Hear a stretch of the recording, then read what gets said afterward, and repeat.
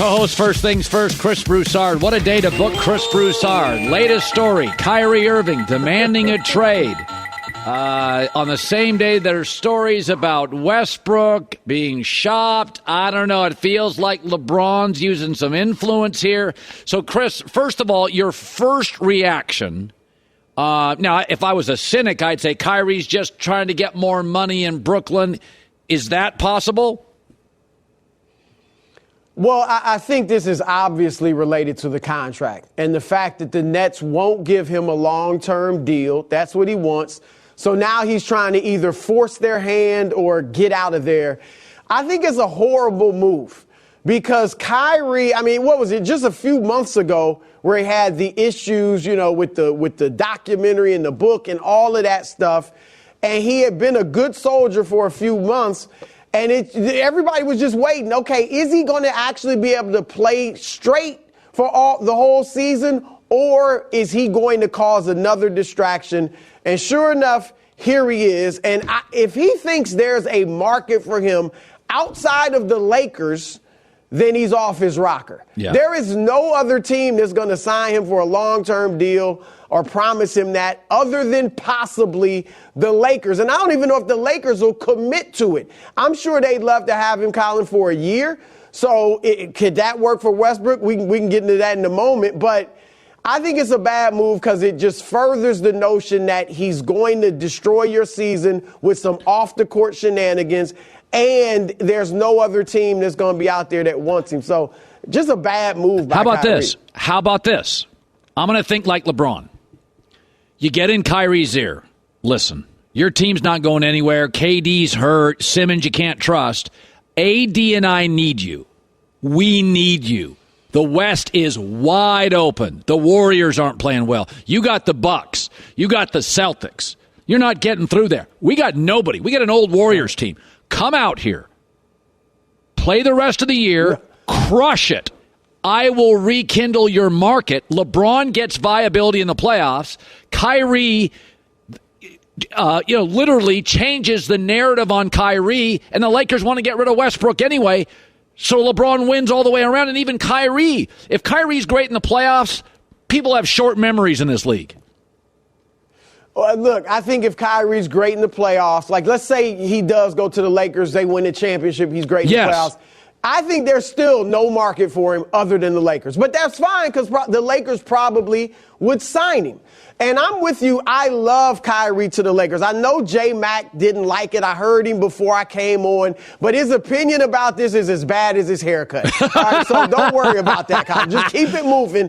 All right. No, J-Mac's my man. I love you. And the cut's nice. But anyway, Kyrie, Colin, you said Kyrie, AD, and LeBron? Whew. They're the favorites in the West. Yes. They are the favorites in the West. And I do think Kyrie will be fine being a third banana. He's been the second banana to LeBron. And AD, he's recognized as AD's greatness. So Kyrie will be able to do what he does, score the ball. He gives them shooting. It would be perfect. Here's the question. Would the Nets do it? I know in the offseason they had absolutely zero interest in Russell Westbrook. Yeah. Now, if you're the Nets, what you have to do, because here's the Nets. Look, the Nets have been good this season, Colin. Yeah. But their problem is they're a bit soft. They're a finesse team. Yeah. And they can't beat Boston because Boston's hard hat. But Westbrook, look, he and Durant had success. Westbrook would make them a tougher team. Colin, I do believe if Westbrook had his own team or was with another team, he could put up great numbers. They wouldn't win much, but he'd put up great numbers. You go to Kevin Durant if you're the Nets and say, look, Kyrie wants out. Would you be open to a Westbrook reunion for a year? Give it a shot. If he's cool with it, maybe you do it. If he's not, then if he's not, I probably would just let Kyrie sit. And I would just either he plays for us or I would just sit him because nobody else is going to want him. And I wouldn't want to reward him by sending him somewhere else. So, yeah, it's going to be interesting. But Durant, to me, should hold a lot of the keys to how this works out. Does Durant and Kyrie get along, or is he tiring of him, do you think? What do you think he's fighting for him, pounding on the table for him? I think as friends, I think they're fine as friends. But I think when it comes to the business, I think they just let each other do what they do. I think when Durant had his, requested his trade, it was like what he wanted to do. I don't think it messed up his relationship with Kyrie. I don't think it was because he can't play with Kyrie. But he's just looking at it like, man, we got too many distractions. Obviously, Nash was an issue, too. And I think Kyrie's looking out for himself, too. I don't think he's thinking much, which is maybe part of the problem. He's not thinking about Durant. He's just looking at, I got to get this deal. And look, I try to give Kyrie the benefit of the doubt, because I understand a young black man trying to find his way, trying to learn his history and all that in this society. So I try to give him the benefit of the doubt. But sometimes his lack of self-awareness is mind-boggling. And this is complete lack of self-awareness to demand this trade. And it's just a bad move. Colin, I think they're a good team when Durant's there. Boston would be tough for them, but I think they're a contender in the East. But this just kind of may ruin the entire season, even if he doesn't get traded. Let me throw this one at you.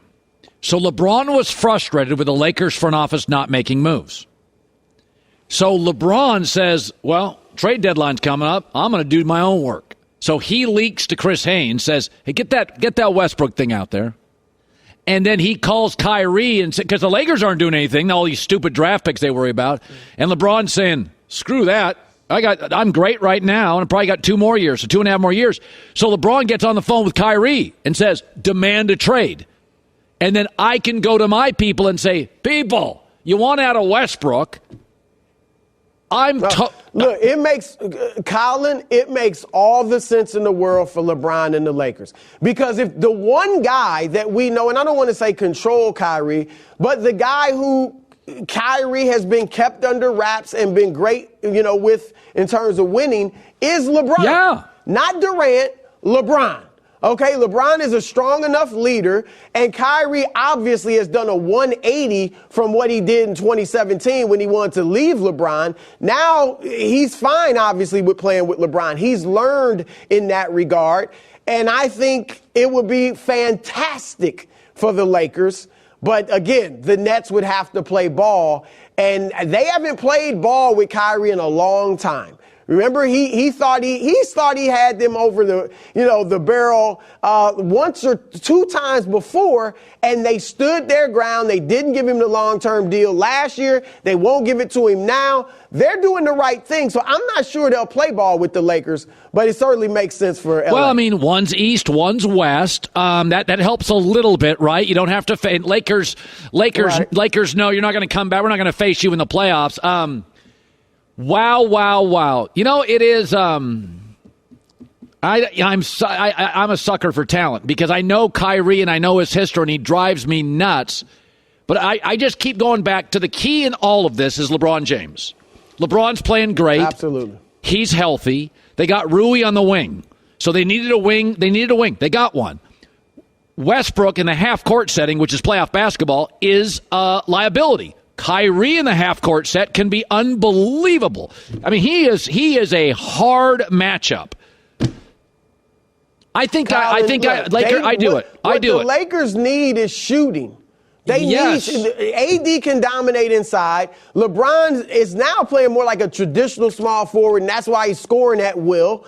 And then you got a Rui, who is a pretty good three-point shooter. And then you add Kyrie to that, who's a great shooter. It makes sense. And I think Kyrie would work out with LeBron just like he did in Cleveland. So, again, from the Lakers side, no-brainer in my opinion. Wow. All right, Chris Bruce, look at J-Mac. J-Mac is beside himself. He's going to lose more hair than he already lost. He's getting all anxiety-ridden here.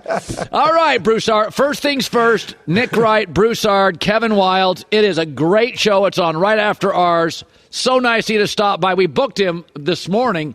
Let's have some premonition. Way to go. I appreciate you dropping by. All right, Colin. J-Mac, peace. Peace. Listen, LeBron's engineering this thing.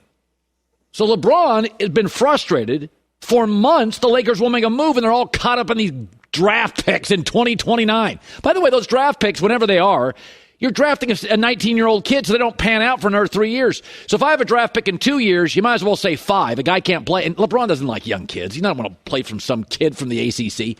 So the bottom line is LeBron is, get me in Miami, get me dudes. Went back to Cleveland. He didn't want Wiggins. He wanted Kevin Love. Get me dudes.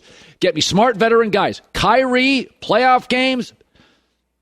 Is there a world, Colin, where the Nets say, you want to trade? You ain't getting a trade. We're keeping you. You can not play. You can leave at the end of the year. I don't care. Well, then We're you not get giving nothing. you to a contender. You get nothing? I'd rather have an expiring contract and some pieces. Nothing.